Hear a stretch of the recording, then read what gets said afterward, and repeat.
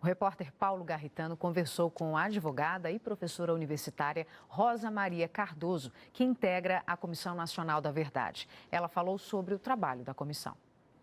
O relatório final da Comissão Nacional da Verdade estava previsto para ser entregue em maio do ano que vem, mas a comissão pediu para prorrogar o prazo até novembro. Eu converso agora com Rosa Cardoso, integrante da Comissão Nacional da Verdade. Obrigado pela sua participação.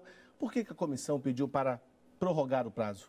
Nós tínhamos que chegar a um entendimento comum sobre qual era o conjunto fundamental de nossas atribuições.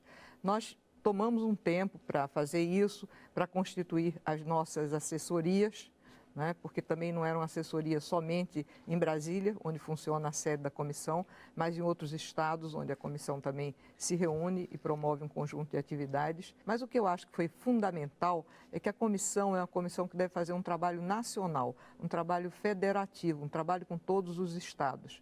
E uma grande parte das comissões criadas nos estados que sucedeu essa parte majoritária sucedeu a criação da Comissão Nacional. Eles têm que apresentar seus resultados a nós e eles teriam um tempo muito curto também de trabalho se o tempo da comissão não fosse prorrogado. Em relação à revisão da lei de anistia, a comissão estava dividida, se iria ser feito esse pedido. Já existe uma definição, ou seja, a comissão vai recomendar a revisão da lei da anistia? Temos uma sentença internacional que nos obriga a isso, já que é a sentença do caso Araguaia, onde a Corte Interamericana diz, né, que esses crimes que foram cometidos no Brasil não são anistiáveis e o Brasil está obrigado por essa sentença a respeitar isso, de modo que nós entendemos que temos que recomendar essa judicialização dos casos ao Poder Judiciário.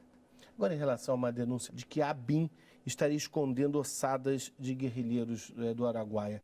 O caso do Araguaia, especificamente a procura dos corpos enterrados lá no Araguaia, vem sendo feita pela Secretaria de Direitos Humanos. A comissão vai recomendar sobre isso. Agora, não é propriamente a comissão que vai fazer esses trabalhos de investigação a respeito desse fato, né, que deve ser até uma investigação de tipo policial, nem também a tarefa que já foi delegada às próprias Forças Armadas fazerem lá na região do Araguaia essa pesquisa dos corpos. Em relação a uma investigação feita pela Comissão de São Paulo, de que concluiu que o ex-presidente Juscelino Kubitschek teria sido assassinado, como é que a Comissão Nacional pode trabalhar junto com a Comissão de São Paulo em relação a esse caso?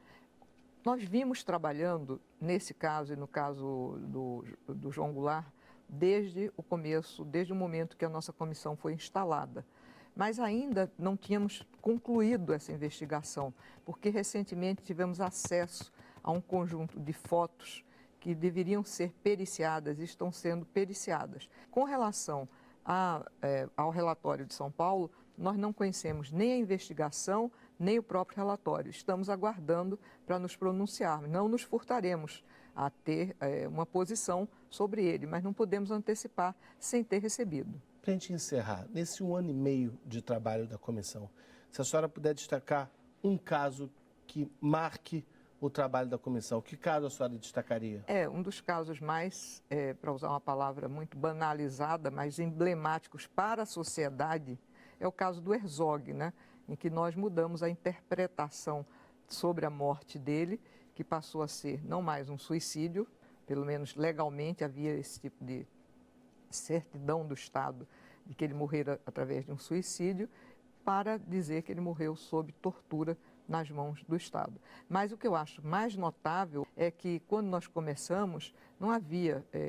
hoje nós temos quase 250 instituições entre comissões da verdade, estaduais, regionais, municipais, temáticas, de universidades, comitês de memória, verdade e justiça. Isso não existiu em nenhum país onde teve Comissão da Verdade, essa multiplicidade de comissões. As pessoas, os interessados se mobilizaram. Na Argentina, por exemplo, havia a notícia de 30 mil desaparecidos. Então, a própria sociedade se mexeu porque havia em cada família um desaparecido. Mas não houve do ponto de vista dos que não eram os familiares, dos que não estavam tão próximos assim da vítima, esse movimento que nós estamos vendo na sociedade brasileira. Então isso é inesperado, isso é muito importante. Muito obrigado mais uma vez pela sua participação e bom trabalho.